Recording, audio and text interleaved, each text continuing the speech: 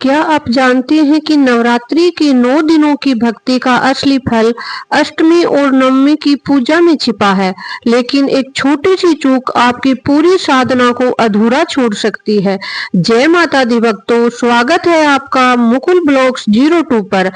आज के इस पावन वीडियो में हम जानेंगे अष्टमी और नवमी की पूजा विधि और हवन का सही तरीका।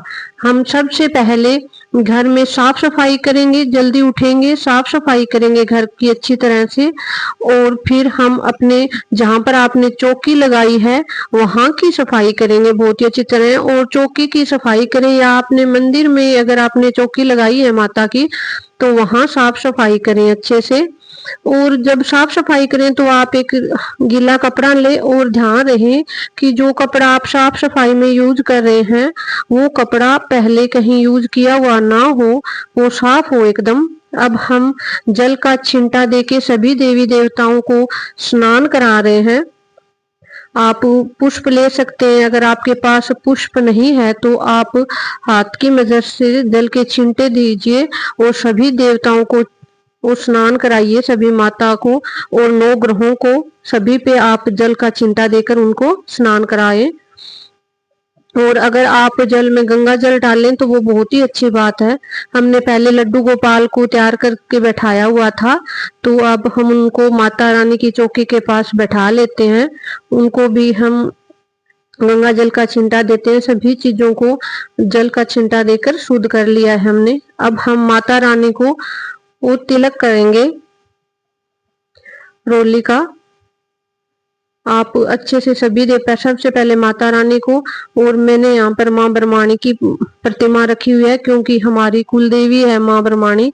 आप बताना अपने कुल देवी का नाम या कुल देवता, जो भी आपके कुल देवता या देवी है आप उनका नाम कमेंट में जरूर बताना। सभी देवी देवताओं को तिलक करें और 9 ग्रहों को आप चिंटा दे के रोली का उनको भी तिलक करें।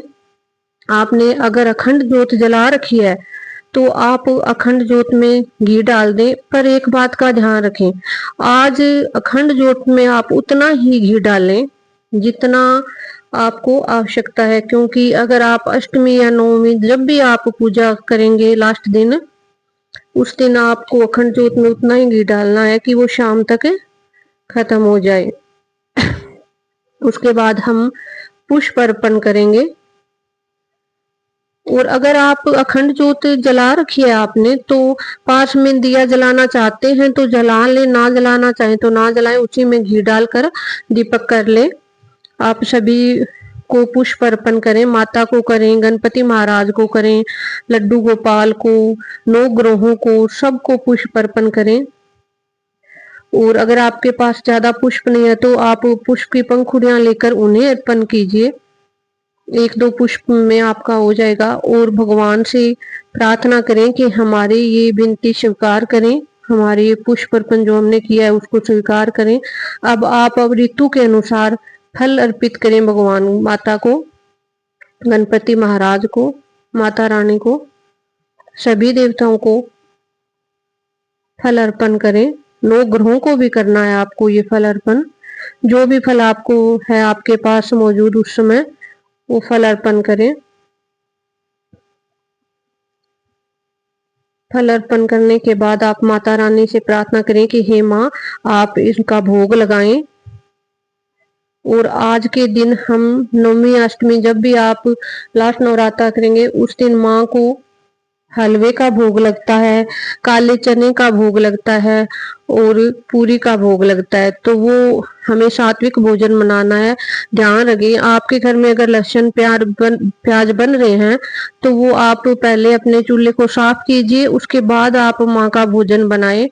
और इस दिन माँ को शुद्ध घी में आटे का बना हुआ हलवा ही अर्पित कीजिए।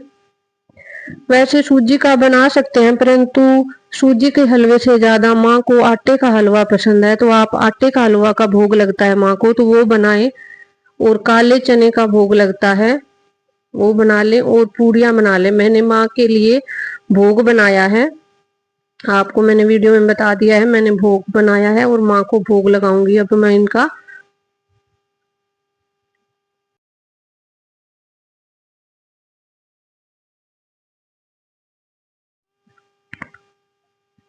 भोग तैयार हो गया है और हम माँ को भोग लगाएंगे।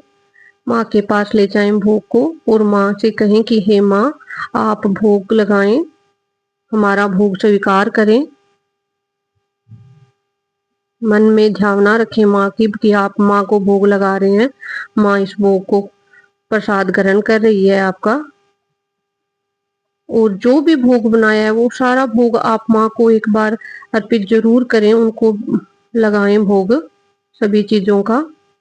अगर आपने पहले है जो पान के पत्ते पे सुपारी, लौंग, इलायची का भोग लगाते हैं तो पहले वो भी लगा सकते हैं, वो लगाएं। फिर आप माँ का जो प्रसाद बनाया है वो भोग लगाएं।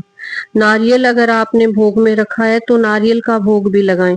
मैंने माँ का भोग लगाया, उसके बाद हमने हमारे लड्डू गोपाल का भोग लगाया है, इनको भी भोग किया है हमने अर्पित।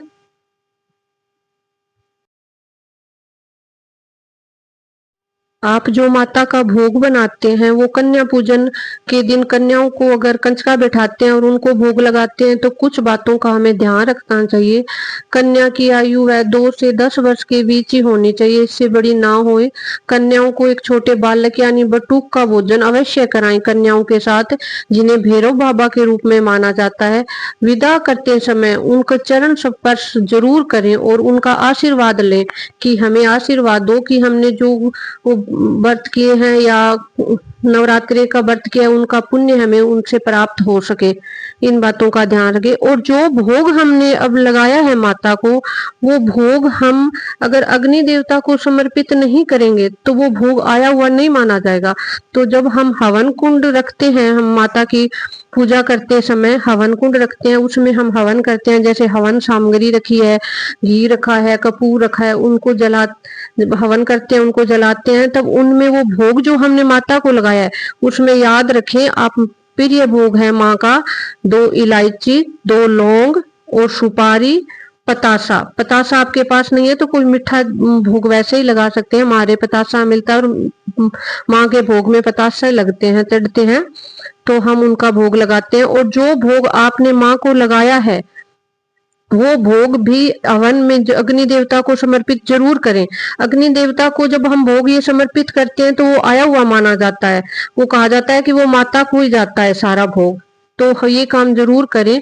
और अंत में भोग लगाने के बाद और अग्नि देवता को समर्पित करने के बाद हमें जल से उनका आचमन जरूर करना चाहिए। जल से आचमन करने से ये सारा भोग है वो माँ को आया हुआ होगा और माँ इस जल से उसको स्वीकार, जल के साथ स्वीकार करेगी। और अगर अंतिम नवरात्रि को आपके कईयों की ऐसे परंपरा होती है कि जो नारियल हमने कलश पे रखा हुआ है वो हम नदी में बहाते हैं या जल में कहीं बहा दिया जाता है।